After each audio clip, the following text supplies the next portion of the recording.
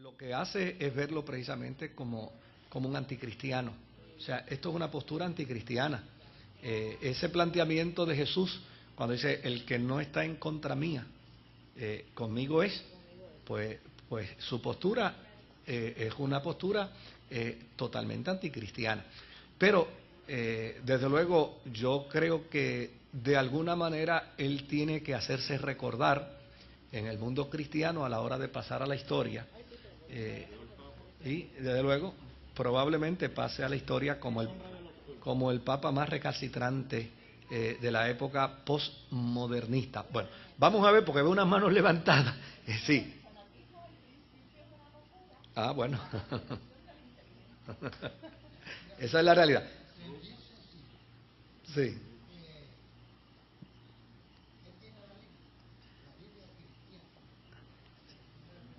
Bueno, lo que pasa es que este no realmente el planteamiento de él no es un planteamiento bíblico, es un planteamiento fanático y arbitrario. Sí, sí, sí, sí.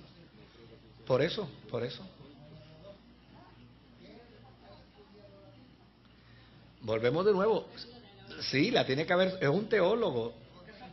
Y, y, y está reconocido. Vuelvo y les digo, o sea, lo que lo define a él, o sea, es su actitud fanática, es irrecalcitrante. O sea, ha perdido de perspectiva lo que es la postura cristiana. Bueno, yo, yo realmente, yo, re, yo realmente creo que el ecumenismo es el sueño, como diría el jíbaro, el sueño del perro flaco soñando con longaniza. Primero que el ecumenismo es una gestión de protestantes, nunca ha sido una gestión de católicos. Y a mí me parece que la postura de servicio y la postura de humildad nunca debe llevar al hombre al servilismo.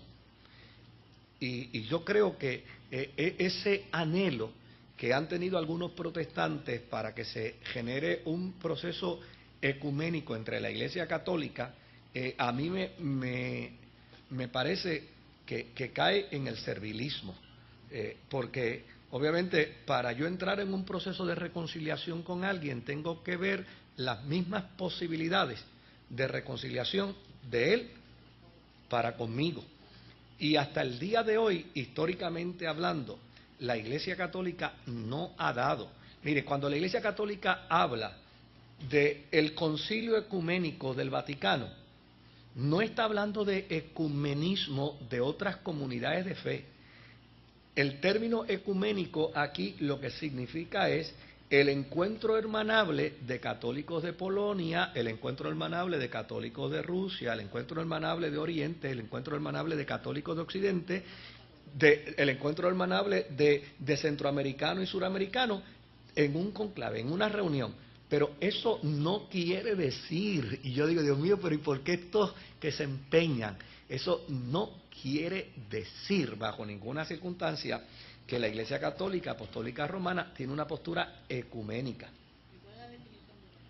Bueno, el concepto ecuménico, desde el punto de vista de la oración de Jesús, lo que persigue es el sentido de la unidad de todos los cristianos en todo el mundo, porque hay cosas que nos pueden unir, como sucedió en el siglo IV. ¿Ve? En el siglo IV, el término católicos era un término ecuménico, no era un término denominacional. El término católico lo que quería decir era todos los cristianos que aun cuando sean orientales, aun cuando sean occidentales, aun cuando sean griegos, aun cuando sean judíos, aun cuando sean como sean, todos esos cristianos creen en Jesucristo. Y porque creen en Jesucristo son católicos, ¿ves?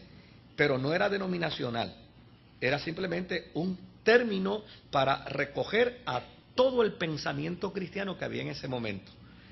Pero, desde luego, pretender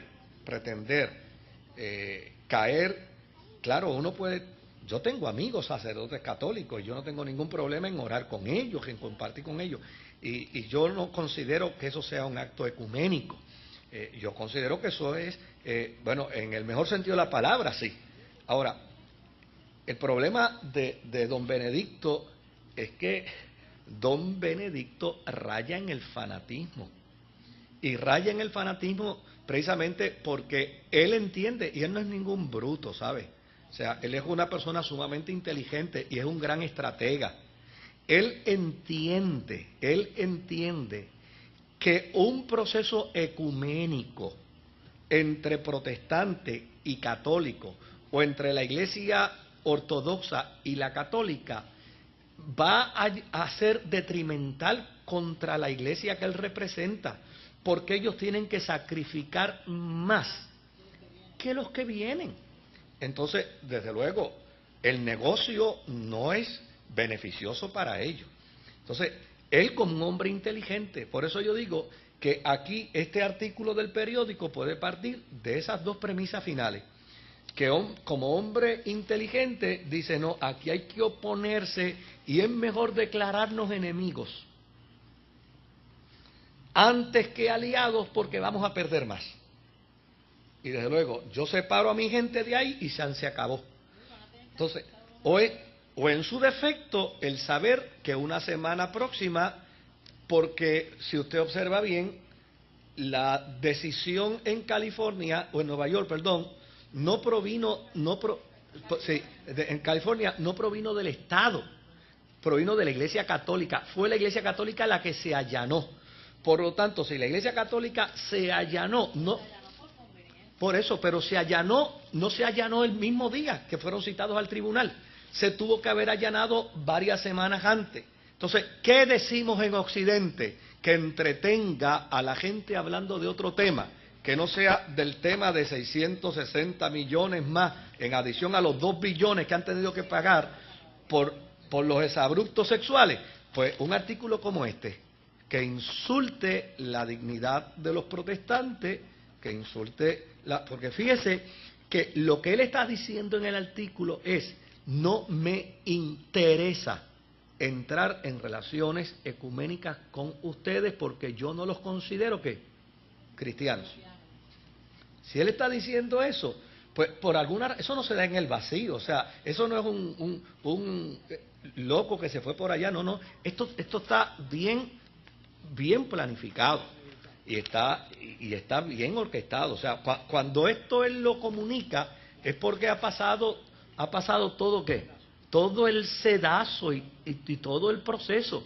Y él ha podido probarle a la gente que es mejor declararse enemigo de todo protestante que aspira el ecumenismo, porque a la larga, quien pierde más en ese proceso es la Iglesia Católica. Si la Iglesia Católica es la que pierde más, pues entonces no hay necesidad de meternos ahí. Pasamos acá y luego vamos donde Camilo.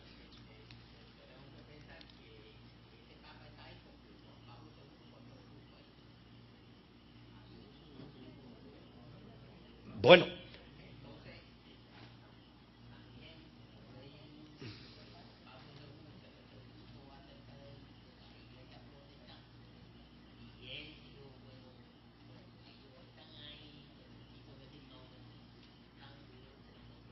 no, pues claro, si el ecumenismo nunca ha sido una gestión católica. Por eso es que yo escucho a los protestantes orando por el ecumenismo y yo digo, pues qué tontería es esta, si el ecumenismo nunca ha sido una gestión católica. A los católicos no les interesa por unas cuestiones estratégicas. O sea, ¿cómo yo me voy a juntar con alguien que tiene más virtudes que yo en un negocio donde entiendo y sé que a la larga yo tengo que adherirme a él? Entonces, tengo que ceder más, pues no corro ese riesgo. Él da ese paso con un fin. Usted dice que, ¿verdad? Dando adelante, porque el que da adelante Sí. da dos